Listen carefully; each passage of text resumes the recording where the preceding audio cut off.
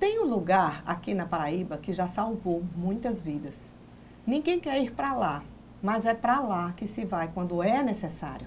Já são quase 25 anos de existência nessa missão e pode-se dizer, sem qualquer sombra de dúvida, representa um marco na saúde paraibana. Estamos falando do Hospital de Emergência e Trauma Senador Humberto Lucena. No programa de hoje, a gente vai trazer fatos e dados sobre esse serviço tão necessário. Imagine um atendimento pronto e preparado, 24 horas, para fazer múltiplos atendimentos advindos de uma tragédia, por exemplo. Para entender melhor sobre essa dimensão do maior hospital público do estado da Paraíba, nós vamos conversar aqui em estúdio com o diretor-geral Laércio Bragante. Ao falar do trauma, a gente também vai conhecer a história desse médico intensivista e de formação humanística, que realizou o primeiro atendimento do local bem no dia da festa de inauguração. Então tá combinado? Vamos juntos para mais um Câmara Aberta que começa agora.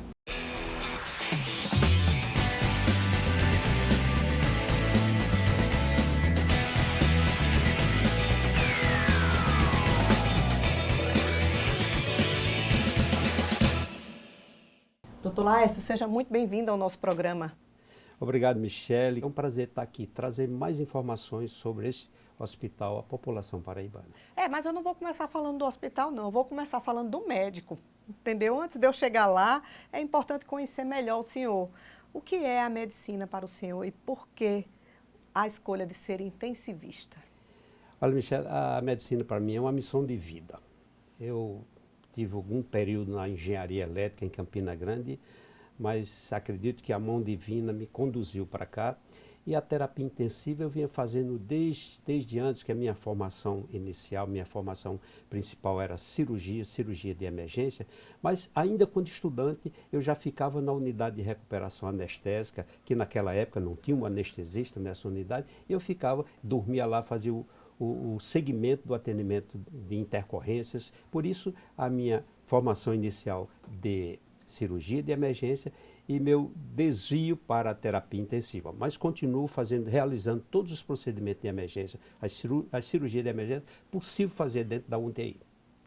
Da época que o senhor se formou até agora, doutor Laércio, muita coisa mudou na profissão, na própria medicina, né? Teve a tecnologia, que trouxe muitas modernidades no fazer, muitas faculdades novas, particulares. Já não é mais tão difícil entrar numa faculdade se a pessoa tem dinheiro, quem pode pagar. Nesse contexto, na sua visão, como é que o senhor vê esse contexto da medicina no atual momento? Olha, Michele, o contexto da medicina traz algumas preocupações para o futuro. Recentemente ficamos sabendo que o Conselho Federal de Farmácias autorizou o farmacêutico a medicar. Quando esse profissional, embora muito importante, trabalha conosco no hospital, mas não tem a formação básica de clínica médica para poder tratar as pessoas. Então, nos preocupa esses posicionamentos. E as escolas, uma ou outra, não atingem o nível necessário e, mais ainda, aqueles estudantes que saem ultrapassam a fronteira do Paraguai para ir fazer um curso, digamos, alinhavar um curso de medicina. Lamentavelmente, isso acontece. Mas hoje, as sociedades de especialidades estão utilizando de um recurso que não era tão usado antes, que é o RQE, Registro de Qualificação de Especialista. Esse sim é o elemento que diferencia o profissional que está com a maior formação, com a melhor formação e com o significado da especialidade de forma bem consolidada. Lá no trauma o senhor recebe muitos estudantes, claro, que fazem esse período, né, que é obrigatório no curso, né, prático, e também o senhor fala do RQE, de qualificação, de tudo mais. Mas, para além de toda essa qualificação obrigatória que é necessária para ser um médico, na sua visão humanística, o que é necessário para ser um bom médico hoje? Michele, eu agradeço demais essa sua pergunta, porque a oportunidade de levar os jovens médicos é preciso ter amor pelas pessoas. O conhecimento técnico avançado, de última geração, podemos dizer assim, é extremamente importante e está na base, está um tripé de formação. humanização no atendimento, qualificação técnica e, no nosso caso, no Hospital de Trauma, a rapidez, já que é um hospital de emergência e trauma. Como foi? Conta aí pra gente. A gente gosta de contar a história. Como foi que a sua história se misturou com a do Hospital de Emergência e Trauma? Eu já sou funcionário do Estado da Paraíba há 37 anos e quando se falou que teríamos aqui em João Pessoa o Hospital de Emergência e Trauma... Foi lá na época do governo do José Maranhão, não é isso? José Maranhão, exatamente. Então, na inauguração desse hospital, pudemos ver e dizer até que é uma coisa corriqueira, se fala muito nisso. Há um divisor de água. Há um tempo antes e depois do Hospital de Emergência e Trauma. Numa situação, antes desse hospital, numa situação de uma família que sofreu um trauma, as crianças iam para um lugar, alguns adultos eram distribuídos por vários hospitais, Ficavam dependendo separados. das suas especialidades, ficavam todos separados. E não raro com atendimento não adequado. Hoje não. Hoje nós podemos contar com um hospital que caminha, que segue no caminho da excelência, buscando o que há de melhor. E aqui eu quero fazer um destaque, que ali não é obra de um diretor, é obra de muitos profissionais e principalmente de um gestor que nos coloca as condições nas nossas mãos e o gestor é o governo do Estado. Então, de repente, o senhor era servidor do Estado e o hospital passou um tempão sendo construído, né? E aí foi deslocado para lá. Fui deslocado para lá. Na época, o doutor Ginaldo Lagos estava fazendo a lista para os médicos que se credenciassem para aquela unidade, queria haver um processo seletivo. E segundo o próprio doutor Ginaldo, eu fui o primeiro médico a dar o nome para aquela lista e, mais ainda, como eu já era médico do Estado, não precisei passar pelo processo de seleção. Mas no primeiro dia de atendimento já se percebeu a diferença daquele hospital. E, graças a Deus, eu tive a alegria de estar lá pela primeira vez no processo, toda a inauguração, e já fizemos o primeiro atendimento. Eu quero saber, eu quero que o senhor conte devagar essa história. O senhor estava lá na festa de inauguração e fez o primeiro atendimento. Conta pra gente como foi isso. Isso, Michele, uma senhora que vendo aquela movimentação de frente daquele prédio, que é o novo hospital de João Pessoa, foi atravessar a BR para também ver de perto aquela movimentação e foi atropelada. E aí fizemos o primeiro atendimento, que na verdade a inauguração oficial estava acontecendo naquele dia e estava havendo ainda as preparações para a inauguração do momento assistencial. Mas já foi possível naquele momento fazer o primeiro atendimento. Olha aí, que coisa mais pontual assim, né? Naquele momento de festa. Ao longo de tantos anos lá dentro, doutor Laércio, o que mais lhe impressiona naquele hospital? É claro que a gente vai ter um segundo bloco do nosso programa para falar mais a miúde de tudo que o hospital representa, mas se o senhor pudesse detalhar o que mais lhe impressiona ao longo de todos esses anos de trajetória lá dentro, era interessante para a gente. Olha, Michele, o que destacamos ali, antes de falar da importância dessa estrutura hospitalar para a população paraibana, e na verdade não só paraibana, porque vem gente do estado de Pernambuco e vem gente do estado do Rio Grande do Norte. Mas o mais significativo é a mudança no conceito de atendimento. O serviço público deve ser o melhor serviço de assistência. E assim que tomamos esse rumo norte e assim seguimos, mudando passo a passo, porque era comum desassistência, era comum maus tratos às pessoas, era comum tratar as pessoas como se fosse uma mera mercadoria, podemos dizer assim. E aí começamos, isso nos incomodava muito. E quando cheguei a Porto, quando fui convidado para assumir aquele cargo, eu pensei, meu Deus, eu não tenho vaidade. Eu não vou meter a mão no dinheiro público, eu vou trabalhar muito mais, eu vou ter muito menos tempo com a minha família e vou ter muito menos sossego e posso até futuramente sofrer um processo, nem sei de quê, mas é possível. Então penso, por que razão no mundo eu aceitaria isso? Mas me veio a razão mais importante, que era a possibilidade de mudar a qualidade do atendimento. E assim avançamos passo a passo. Hoje podemos dizer que estamos numa condição de uma melhora muito significativa. Mas não me conformo, eu quero mais, precisamos mais. Aquilo é uma joia do povo da Paraíba que tem que ser tratada com muito zelo e mais ainda, com a perspectiva de um futuro que possa trazer cada vez mais atendimento de assistência a todos. Estamos conversando com o médico e diretor-geral do Hospital de Emergência e Trauma, Laércio Bragante. É hora do intervalo, a gente volta já. Aqui tem leis para proteger as mulheres. Centenas de mulheres são vítimas de feminicídio todos os anos. E em João Pessoa, a conscientização nas escolas é lei. Aqui tem Câmara.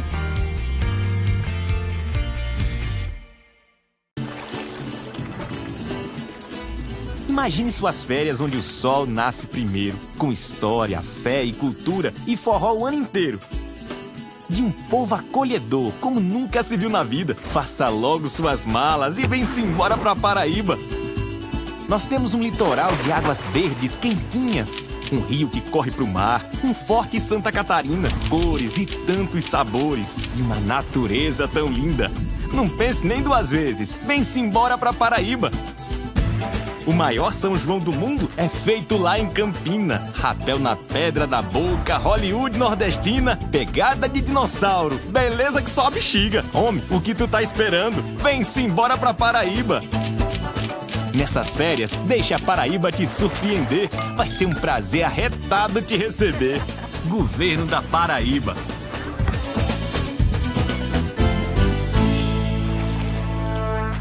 Estamos aqui pelas ruas de Cruz das Armas para saber qual é a João Pessoa que o pessoense quer pro futuro. Me diz um negócio, qual é a João Pessoa que tu quer pro futuro? Bicho, eu quero uma João Pessoa cada vez mais limpa, mais bonita e com respeito ao dinheiro público. E essa é a João Pessoa que a gente quer pro futuro. E o futuro de João Pessoa passa por aqui. As metas da saúde, educação, mobilidade e meio ambiente são acompanhadas de perto. E a fiscalização das obras da prefeitura também. Tudo passa por aqui. Câmara Municipal de João Pessoa, a casa do povo. O Câmara Aberta está de volta com a nossa entrevista com o diretor-geral do Hospital de Emergência e Trauma, Laércio Bragante. Agora nós vamos falar mais sobre esse maior hospital público paraibano, doutor Laércio. Falam a capacidade de atendimento hoje que o trauma possui para salvar vidas numa situação de tragédia, múltiplos atendimentos. Como é isso? Qual é essa capacidade? Olha, Michele, podemos dizer o seguinte, a nossa capacidade, obviamente, não é infinita, mas temos a alegria de dizer que nenhuma pessoa fica à porta daquele hospital sem atendimento. Nas situações com múltiplas vítimas, como temos registrado ao longo desses anos, o hospital respondeu prontamente. Naquele caso, na situação daquela casa de shows, 48 pessoas chegaram àquele hospital no intervalo de 1 hora. Em torno de 2 horas e meia, todos tinham sido atendidos. Não concluído o atendimento, mas todos tinham sido vistos por diversas especialidades. São 26 especialidades médicas voltadas para o atendimento de emergência. E 46 médicos que têm especialidade, que tem mais de um profissional, e esses 46 profissionais de plantão permanentemente. Todas as áreas de assistência nas condições de emergência são contempladas naquele hospital e, como disse, cada dia registramos a melhora de atendimento. Atendemos lá em torno de 13 mil pessoas por mês. Eu vou puxar pela memória aí do diretor, né? Não sei se ele vai lembrar de todos os números, mas aproximado com certeza. Eu queria que o senhor repetisse quantas especialidades, quais são as mais demandadas, quantos médicos, quantas UTIs, enfim, o volume de atendimentos e cirurgias que aconteceram, por exemplo, o ano passado, porque é um volume muito alto de atendimento ali. É isso mesmo, Michele. Ali, como disse, são 26 especialidades, 46 médicos de plantão 24 horas por dia e mais uma equipe de pronto atendimento caso aconteça uma situação de múltiplas vítimas, de sobreaviso, exatamente. Esses profissionais estão de prontidão para uma intervenção, uma eventualidade como essa. Mas podemos dizer que todas as áreas de especialidade de emergência atendemos ali. Desde os grandes traumas, em que compromete desde o crânio, o tórax, os membros, aparelho locomotor, trauma abdominal, tudo, absolutamente tudo é atendido ali. E mais ainda, aqueles traumas que não aparenta a gravidade, como um pequeno trauma no olho, também é tratada ali. É uma recomendação que fazemos. Qualquer pessoa que sofreu uma agressão ao olho, qualquer que seja ela, ou por líquidos aquecidos, ou por partícula em alta velocidade, ou por chama diretamente, enfim, qualquer trauma no olho deve ser conduzido para aquele hospital. Nós temos ali o que não se tem em nenhum outro hospital daqui de João Pessoa, que são essas especialidades 24 horas de plantão, do oftalmologista, otorrinolaringologista, neurocirurgião. Neurocirurgião que não se tem em nenhum outro hospital de plantão, nós temos 3. Nos outros hospitais, inclusive particulares, eles ficam de sobreaviso. Exatamente. A condição de sobreaviso, naturalmente, é importante, mas se tem, por determinação do Conselho Federal de Medicina, até 60 minutos para atender. Mas tem paciente que chega ali que não espera, não há condição de esperar os 60 minutos. Recentemente tivemos um jovem que foi agredido por um projeto de arma de fogo que atingiu uma das câmaras cardíacas. Esse paciente chegou vivo ao hospital. O tórax dele foi aberto na sala de emergência. Meu Deus. E poucos dias depois esse paciente estava no leito de UTI reclamando que precisava ir trabalhar. Então é isso que esse tipo de serviço que presta o hospital de emergência. São quantas UTIs lá, doutor Laís? Olha, nós temos hoje 4 UTIs e uma unidade de semineuro, que é também uma unidade de terapia intensiva. O Ministério da Saúde determina que todos os hospitais têm um percentual de pelo menos 8% do seu total de leitos que seja de UTI. Nós temos 40%, voltado para a UTI. Porque a grande maioria dos pacientes ali, a grande maioria é de pacientes graves, e, portanto, todos precisam, ou a grande maioria precisa de uma unidade de terapia intensiva. Então, nós somos, de acordo com a necessidade, fomos aumentando mais uma UTI, mais uma. Hoje estamos com 4 UTIs, grandes UTIs, e mais essa unidade. Mas não é 4 UTIs, são 4 pacientes, não, gente. Cada UTI dessa tem vários. Eu já tive a oportunidade de entrar lá, em virtude de reportagens que fizemos.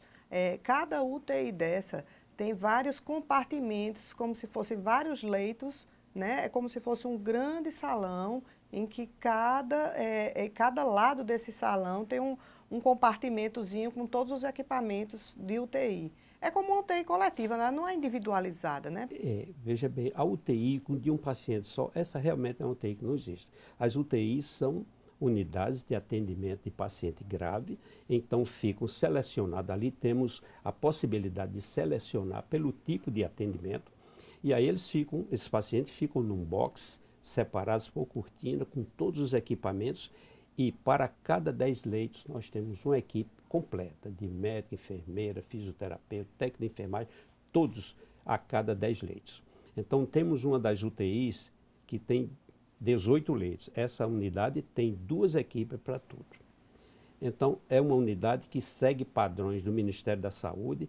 E dizemos mais, nós estamos num nível de qualidade de assistência que se aproxima aos padrões da Europa, do Canadá e dos Estados Unidos. Primeiro, por esse número de leitos de UTI. Na Alemanha, por exemplo, o normal é se ter 20% dos leitos de UTI que seja, do hospital que seja de UTI.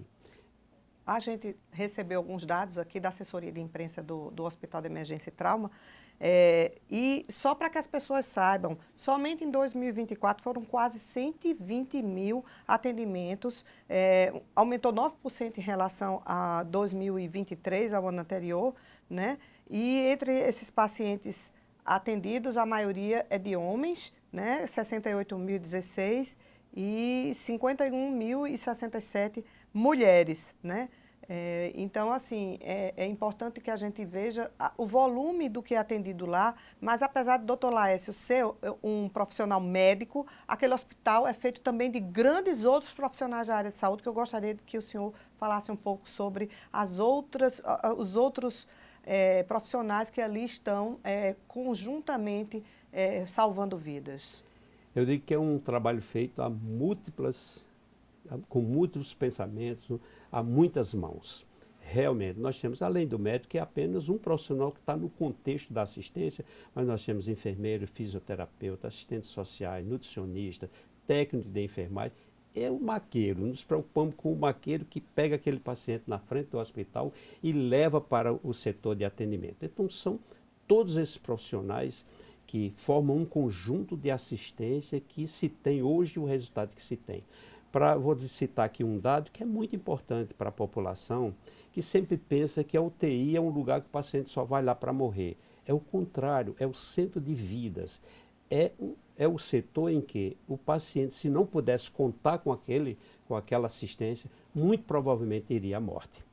Então, a mortalidade nessas unidades, especialmente na unidade de trauma neurocirúrgico, a mortalidade aceitável no mundo inteiro é de 20% a 40%. E essa distância do mínimo e do máximo é assim justamente pela diversidade desses traumas.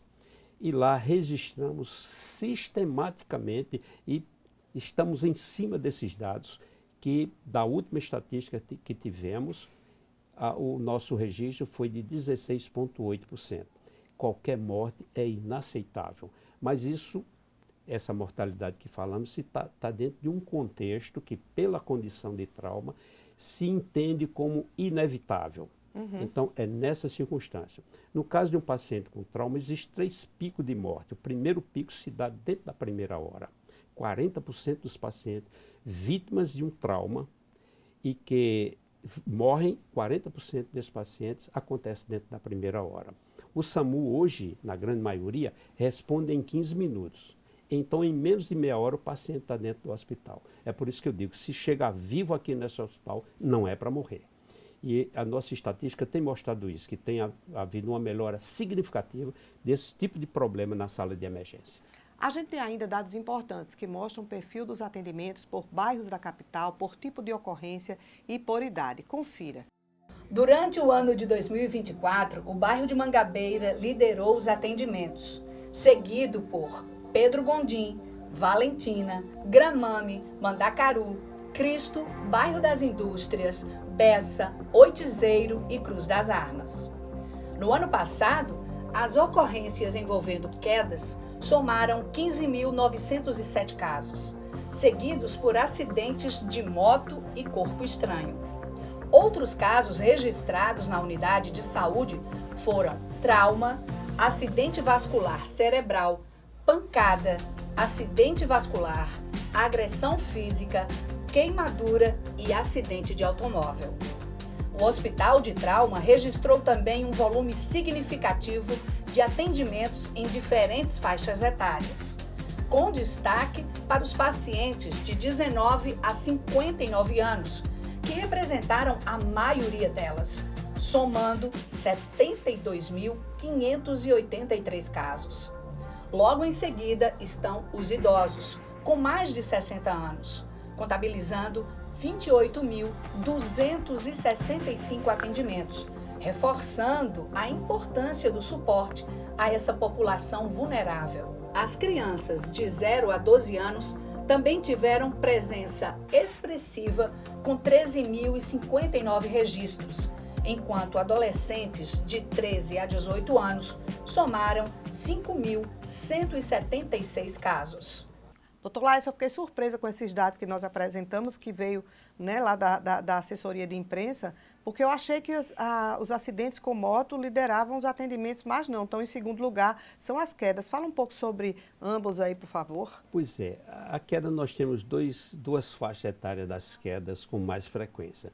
A criança que está dando os primeiros passos e especialmente do sexo masculino, está explorando o mundo e bota um lençol nos ombros e pula do guarda-roupa imitando o super-homem. Isso é normal da criança, está explorando o mundo, então aí temos um pico. E o outro pico é já na idade mais avançada, acima de 60 anos, das limitações. Esses pacientes não só têm limitação motora, eles têm a limitação da capacidade visual reduz, a capacidade de equilíbrio também reduz e, portanto, aqui uma recomendação. Quem tem uma pessoa idosa em sua casa, pessoa acima de 60 anos de idade, redobre os cuidados, retirar do ambiente de trânsito dessa pessoa idosa qualquer tipo de objeto que possa causar um dano, ele possa tropeçar nesse objeto e cair, além de tapetes escorregadios e, no ambiente do banheiro, um apoio para que, naquele momento, ele possa se apoiar.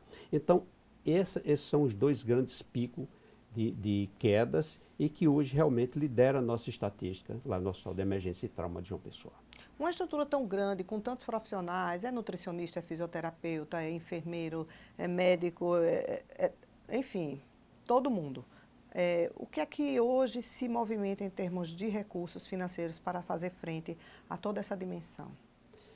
Olha, tem um recurso que é administrado pela diretoria do hospital em torno de 5 milhões de reais mês. Mas o maior custo, em torno de 9 a 10 milhões de reais mês, é justamente com o custo com relação a pessoal. Temos lá em torno, hoje já ultrapassamos 2.300 funcionários, entre todos eles. Então, é um hospital, uma estrutura muito grande, representa um custo bastante elevado para o governo do estado, para o contribuinte, e é por isso que digo, aqui temos que ter o melhor. Aqui nós atendemos o paciente, acolhemos a família, e essa família acompanha todo o processo de atendimento, com humanização e, de novo, qualificação técnica. Isso focamos de maneira muito efusiva, porque é importante. São os profissionais do serviço social. Eu não quero esquecer ninguém não aqui, viu? Sim, as bodas de do prata, e as bodas de prata vêm aí, né? Qual o aprendizado e lição que o senhor diria, né, que o hospital traz, não só para o médico, mas também para o gestor? Olha, em primeiro lugar, podemos destacar a função, a qualidade da assistência. Esse é o foco principal. Mas também é um hospital-escola.